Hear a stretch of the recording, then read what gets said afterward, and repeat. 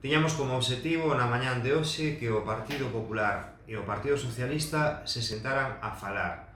Provocamos unha reunión no Liceo de Ourense e acudiron as dúas partes. Estivemos durante unha hora falando do que ten que ser o futuro de Ourense. E o futuro de Ourense pasa por unha moción de censura a Gonzalo Pérez Jácome, e esa moción de censura só se producirá se o Partido Popular e o Partido Socialista se poñen de acordo. Desde logo, hoxe foron xenerosos, foron correctos na primeira toma de contacto, e temos que darlle as gracias aos que acudiron á reunión por esa xenerosidade, e pedimos de altura de miras para o futuro. Altura de miras nos próximos días, donde quedaron en falar cas súas organizacións para tomar decisións sobre queles van a ser os interlocutores para chegar a un acordo que lle dé estabilidade a Ourense para os próximos anos. Desde logo, nós estamos buscando iso, que Ourense teña un goberno estable nos próximos anos. Xa bastante tempo se perdeu e desde logo traballaremos, seguiremos traballando para axudar a esta situación. Por suposto, o Liceo agradecerlle